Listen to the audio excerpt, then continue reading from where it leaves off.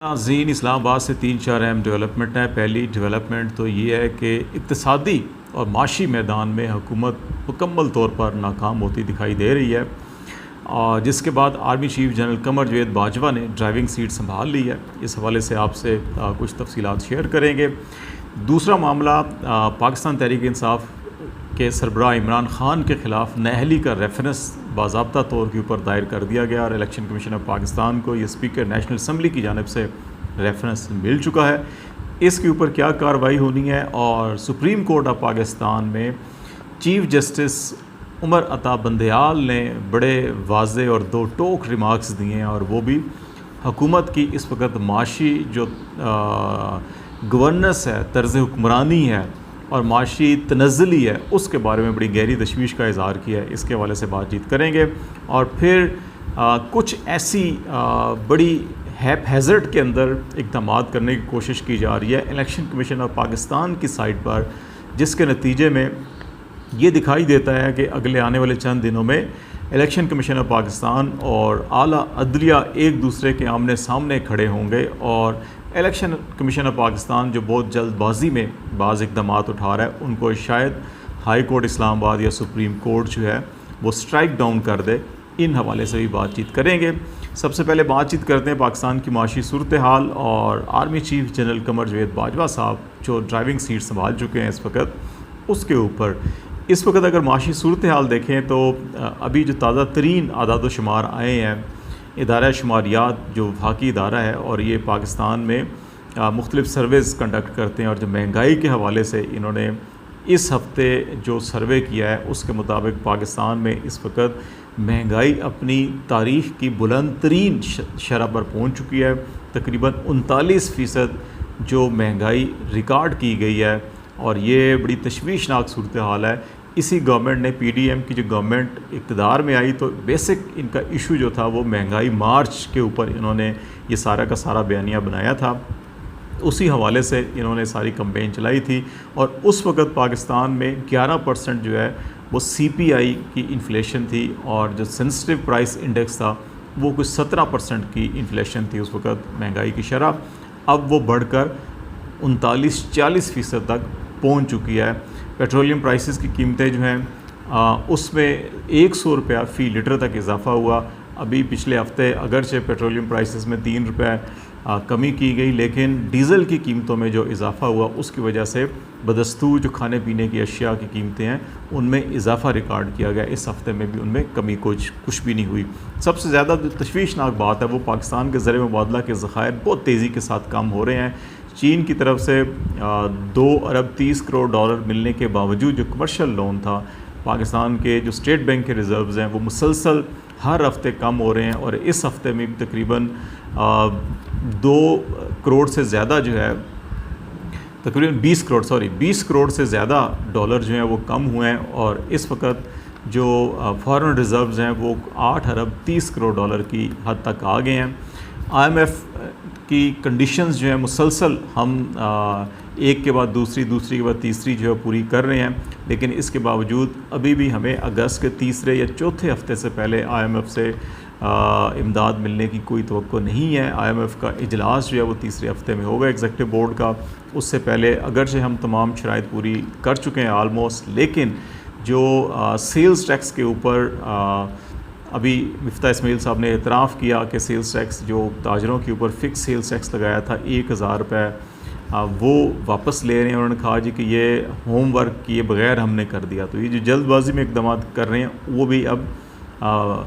वापस लिए जा रहे हैं। तो ऐसी सारी सूरत हाल के अंदर आर्मी चीफ ने जहाँ पे पहले IMF के ऊपर दबाव डलवाने के लिए अमरीकी नायब वज़ीर ख़ारजा से बातचीत की थी फ़ोन पर कि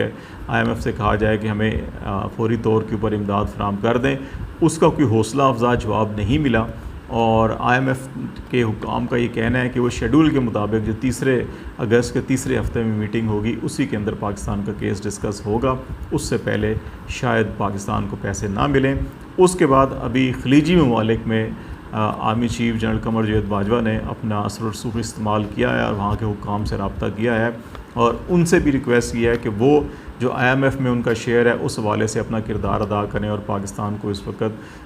ज़र मुबादला की फौरी ज़रूरत है, इस सिलसिले में कोई मदद की जाए। अब देखते हैं कि पहले भी इस किस्म की 1-2 कोशिशें हुई हैं, लेकिन वो कोई ज़्यादा कारगर या मुस्बत नहीं साबित हुई थी कि अब क्या ये जो आर्मी चीफ़ माशी सफारतकारी कर रहे हैं कामयाब होगी या नहीं होगी, इसको देखा जाएगा। दूसरी तरफ चीज़ जो पाकिस्तान ने जो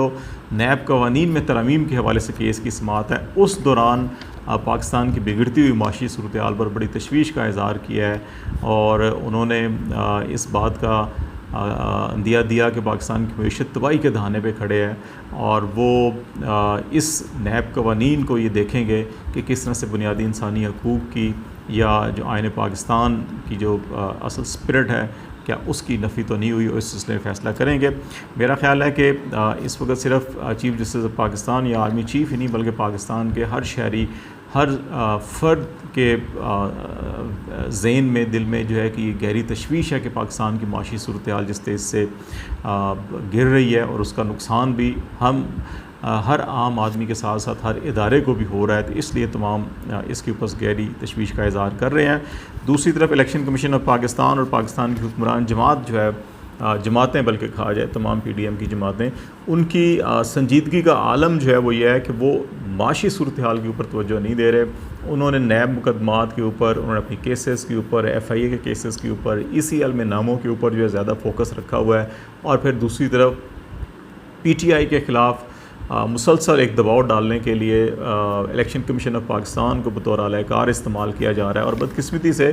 कानून के तमाम तकाज़ों के अंदर इवन जिन फ़ैसलों पे तनकीद की जाती है सुप्रीम कोर्ट के, हाई कोर्ट के, उनमें भी वो दूसरे फ़रीक को सुने बगैर फ़ैसला नहीं करते। लेकिन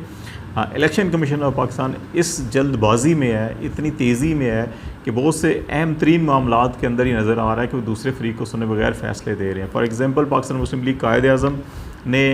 रजू किया इलेक्शन कमीशन ऑफ पाकिस्तान से आज और कहा जी कि हमारी पार्टी में कुछ लोगों ने मीटिंग करके प्रेसिडेंट और सेक्रेटरी जनरल को जो है कि उनको उहदे से हटाकर इलेक्शन करवाया जा रहा है। दूसरे फरीक को सुना ही नहीं। ये दरख्वास्त मौसूल होने के फ़ौरी बाद जो है कि वो इलेक्शन कमीशन ऑफ पाकिस्तान ने ये हुक्मनामा जारी कर दिया कि काफ लीग के अंदर कोई इलेक्शन नहीं होंगे, तमाम इलेक्शन प्रोसेस को रोक दिया गया, अगर कोई हुआ तो गैर कानूनी होगा। और अगली जो है वो 16-17 अगस्त की तारीख रख दिया कि अच्छा उसके ऊपर अब अगली समाअत करेंगे। तो ये दूसरे फरीक को सुने बगैर जो है इस किस्म के फ़ैसले ये कानून में कहीं नज़ीर नहीं मिलती, लेकिन इलेक्शन कमीशन ऑफ पाकिस्तान है जो चाहे सो करे वो कर रहा है। इसी तरह से इस्लामाबाद हाई कोर्ट में जो PTI के अरकान के इस्तीफ़ों का मामला है कौमी असम्बली के, उसमें कासिम सूरी उस वक्त एक्टिंग स्पीकर थे क्योंकि असद कैसर इस्तीफ़ा दे चुके थे, तो कासिम सूरी एक्टिंग स्पीकर के तौर पर काम कर रहे थे। तो उन्होंने तमाम PTI के अरकान असम्बली का जिन्होंने इस्तीफ़े दिए थे उनका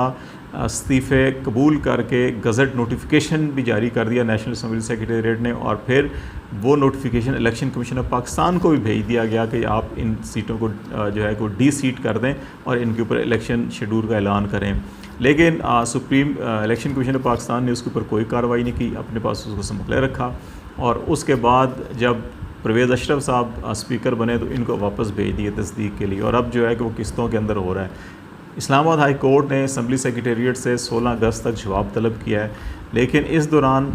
9 जो कौमी असम्बली के हलके थे, जो 11 खाली हुए, 2 रिज़र्व सीट के थी, उन 9 के ऊपर जल्दबाजी में इलेक्शन कमीशन पाकिस्तान ने फौरी तौर के ऊपर जो है कि वो ज़िमनी इलेक्शन का अनाउंस कर दिया है। और हाई कोर्ट के अंदर अगली तारीख 16 है और 13 अगस्त से जो है कि वो कागज़ात नामज़दगी का प्रोसेस जो है वो स्टार्ट कर दिया गया। 10 से 13 अगस्त तक जो है कागज़ात नामज़दगी वसूल किए जाएंगे और उसको हतमी फ़हरिस्त बनाई जाएगी। और फिर इसमें 14 अगस्त को छुट्टी होती है, गज़टेड हॉलीडे होती है। 14 अगस्त को भी इलेक्शन कमीशन ऑफ पाकिस्तान खुलेगा और वो फ़हरिस्त जारी करेंगे उम्मीदवारों की 14 अगस्त को, और 17 अगस्त तक जो है स्क्रूटनी की जाएगी। तो ये इतनी जल्दबाजी में कि पब्लिक गज़ट हॉलीडे 14 अगस्त उसको भी इलेक्शन कमीशन खुलेगा और काम करेगा, क्योंकि 16 अगस्त को इस्लामाबाद हाई कोर्ट में हेरेंगे और गालिब इम्कान यही है कि जब अगर एक स्पीकर ने गज़ट नोटिफिकेशन कर दिया और फिर इलेक्शन कमीशन ऑफ पाकिस्तान को वो नोटिफिकेशन चला गया, तो फिर इलेक्शन कमीशन ऑफ पाकिस्तान के पास कौन सी ऐसी पावर्स हैं कि वो इस्तीफ़े कबूल नहीं करता। ये सवाल यकीनी तौर के ऊपर इलेक्शन कमीशन से पूछा जा रहा है, और इसका अगर तसल्ली बख्श जवाब नहीं होता तो फिर ये हुक्म आ सकता है कि तमाम पर करें। तो उस फैसले से पहले ये जल्दबाजी में ये सारा कुछ किया गया। इसी तरह नेशनल असम्बली के स्पीकर राजा परवेज़ अशरफ साहब ने इमरान खान के ख़िलाफ़ 62(1)(f) के तहत कही कि उन्होंने अपने गोशवारों में तोशा खाने के जो गिफ्ट थे वो ज़ाहिर नहीं किए थे, उसका एक रेफरेंस जो है फ़ौरी तौर के ऊपर इख्तियार करके और वो भेज दिया है। अब इसके ऊपर कोई इंक्वायरी, कोई केस, कोई लिटिगेशन, कोई अदालती फ़ैसला, कोई डिग्री, कुछ भी नहीं अभी तक हुआ, लेकिन ये रेफरेंस बनाकर भी इलेक्शन कमीशन को भेज दिया गया। इलेक्शन कमीशन को मौसूल हो चुका है और अब देखते हैं कि इलेक्शन कमीशन इस सिलसिले में इमरान खान साहब को कब नोटिस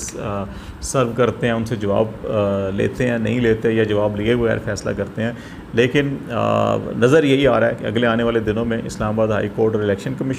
कमीशन और सुप्रीम कोर्ट ऑफ पाकिस्तान, क्योंकि वहाँ पर मुनर्रिफ अरकान का भी PTI का जो मामला है वो भी है, तो ये आमने सामने होंगे। और इलेक्शन कमीशन ऑफ पाकिस्तान के लिए लगता है कि सिर्फ सियासी तौर के ऊपर भी नहीं, कानूनी और आइनी तौर के ऊपर अदलिया के सामने भी आने वाले दिनों में उन्हें टफ़ हालात का सामना करना पड़ेगा।